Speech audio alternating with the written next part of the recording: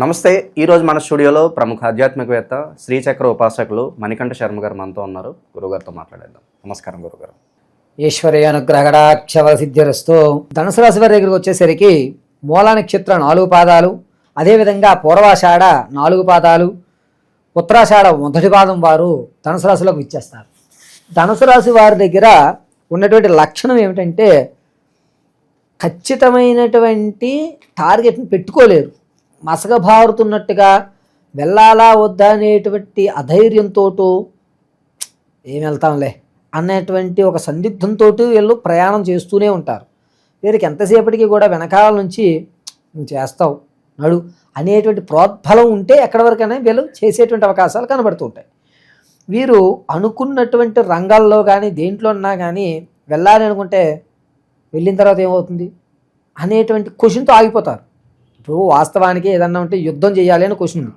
యుద్ధం తర్వాత మనం యుద్ధం వరకే మాట్లాడతారండి. యుద్ధం తర్వాత ఏం జరిగింది ఎవరికీ అవసరం లేదు. ఇలా తర్వాత అనేటువంటి క్వశ్చన్తో వెళ్ళు తన యొక్క గోల్ని ఆపుతూ ఉంటారు. సరే ఉద్యోగం వచ్చింది తర్వాత అనేటువంటి క్వశ్చన్ తోటి కొంచెం కన్ఫ్యూజ్ పెడతారు ఎదుటని. తర్వాత ఇది తర్వాత ఇది తర్వాత అనేటువంటి ఎప్పటికీ కూడా ప్రశ్నార్థకమైనటువంటి జీవితాన్ని ధనుసు రాశి వారు గడుపుతూ ఉంటారు. అందుకోసం ధనుసు రాశి వారు వచ్చేటువంటి లక్షణాలు వేరేగానే ఉంటాయి. వీరు చేసేటువంటి రెమెడీలు కూడా వేరేగా ఉంటాయి. ధనుసు రాశి వారు ఆరాధన విధానాలు కూడా వేరేగానే చేయాలి. ధనుసు రాశి వారికి ఎప్పుడు కృష్ణవర్తత్వంతో ఉండడం వల్ల వీరు చేసేటువంటి పూజా విధానాలు కూడా వేరేగా ఆచరించుకోవడం. అంటే వేరేగా అంటే క్షుద్రంలోకి వెళ్ళండి అని కాదు, ఆరాధించే దాంట్లో క్వశ్చన్తో కూడుకున్నటువంటి మనసుని అక్కడ ప్రార్థనించాలి.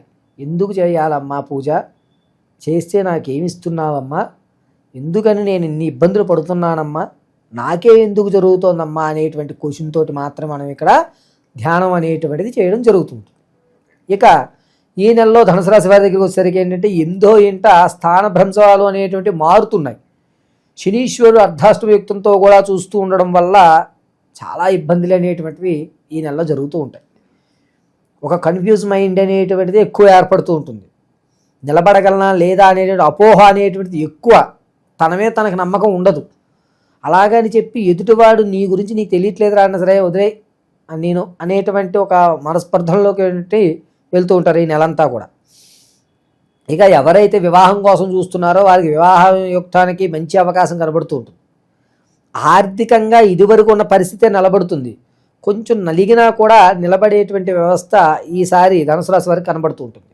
అంతేకాకుండా ఆరోగ్యపరంగా వచ్చేసరికి తొడకండరాలు కానీ లేకపోతే ఏంటంటే నరాలకు సంబంధించిన ఇబ్బందులు, అంటే నాభి కింద భాగం నుంచి కోస్త ఇబ్బందులు అనేటువంటివి ఈ నెలలో చవి చూడవలసి వస్తుంది.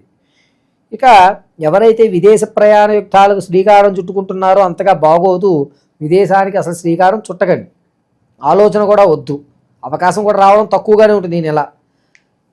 సంతానయుక్తానికి ఎవరైతే చూస్తున్నారో వారికి పుత్రికా సంతానం అయ్యేటువంటి అధికారం ఎక్కువ కనబడుతుంది. సంతానం కొరకు చూస్తున్న వారికి సంతానం అయ్యేటువంటి అవకాశం 98% ఈ నెలలో అవకాశం అమ్మవారు కలగజేస్తుంది. రాజకీయ నాయకుల్లో ఉన్న వారికి మాట అనేటువంటిది కొంచెం పెరగడము, తన యొక్క స్థితి మార్చుకోవడము అనేటువంటి వ్యవస్థ నడుస్తూ ఉంటుంది. ఇక ఈ నెలలో ధనుసు రాశి వారికి చెప్పుకోదగ్గ ఇబ్బంది అనేటువంటిది ఏమిటంటే తనకి ఆస్తి ఎవరి ద్వారా అయితే వస్తుందో అతను అకస్మాత్తుగా మరణించడం కానీ, అరే నోటి వరకు వచ్చి తినలేకపోయానే అనేటువంటి బాధ ఎక్కువగా కనబడుతుంది. వీరిలో ఎక్కువ శాతము ధనుసు రాశి వారికి ఎక్కువ శాతము అనుమానయుక్తంతో నడుస్తారు. తన మీద నమ్మకం లేకపోగా అనుమానపడుతూ ఉంటాడు. అవ్వదలే, కాదులే, చెయ్యంలే, జరగదులే, ఈ లేకి సంబంధించినటువంటి గురించి అంతా చదవలసిందే ఈ నెలంతా కూడా. ఎవరైతే వ్యాపారాలు ప్రారంభం చేద్దాం అనుకుంటున్నారో వారికి అవకాశం బాగుంది. తన యొక్క ఎస్టిమేషన్ ఖచ్చితంగా ఉంటుంది. రూపాయి వేస్తే రూపాయిలోనే ఉంటుంది.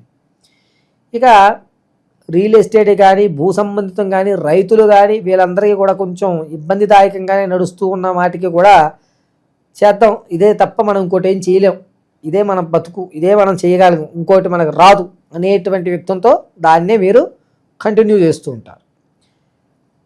నరఘోషకు సంబంధించిన ఇబ్బందులు ఎవరైతే ఇంతకు ముందు నుంచి మీ మీద చెడు ప్రయోగాలు కానీ ఇబ్బందులు కానీ కలగజేస్తున్నారో దాన్ని మీరు ఈ నెల కూడా అనుభవించాల్సిందే.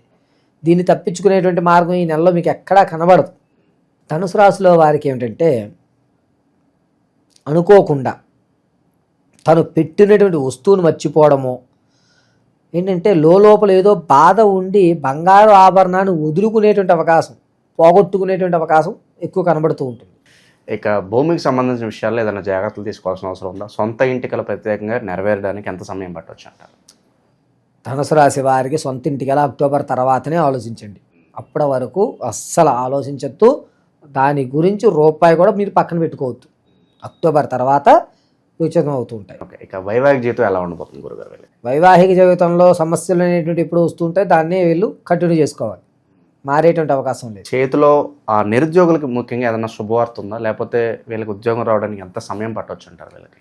ధనుసు రాశి వారికి నిరుద్యోగుల దగ్గరికి వచ్చేసరికి అవకాశం ఏమిటంటే అక్టోబర్ తర్వాతనే అన్ని అవకాశాలు సద్దుమడుగుతాయి.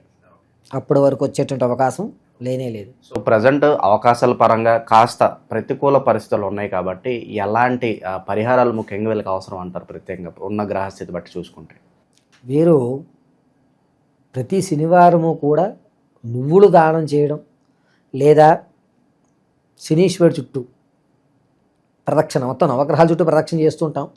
ఆ ప్రదక్షిణ చేస్తున్నప్పుడు నీలాంజన సమాభాసం రవిపుత్రం యమాగ్రజం ఛాయామార్థాండ సంభూతం తం నమామి శనీశ్వరం అనేటువంటి మంత్రాన్ని చెప్పుకోవడం చాలా మంచి ఫలితాలని దోహదపడుతూ ఉంటాయి. వీరు ఎప్పటికీ కూడా విశేషంగా ఏమిటంటే వీరు ఎప్పటికీ కూడా నల్లటి బొట్టును ధరిస్తూ కింద అంటే రౌండ్గా నల్ల బొట్టు పెట్టి కింద భాగంలో కుంకుమని అడ్డంగా ధరించడం వల్ల శని ప్రభావం అనేటువంటి తగ్గేటువంటి అవకాశం 99% ఉంటుంది. ఓవరాల్గా ధనుసు రాశి వాళ్ళకి జూలై మాసం ఏ విధంగా ఉండబోతుంది, ఎలాంటి జాగ్రత్తలు తీసుకోవాలి, చాలా బాగా వివరించారు. ధన్యవాదాలు. పరమేశ్వర అర్పణమస్తు.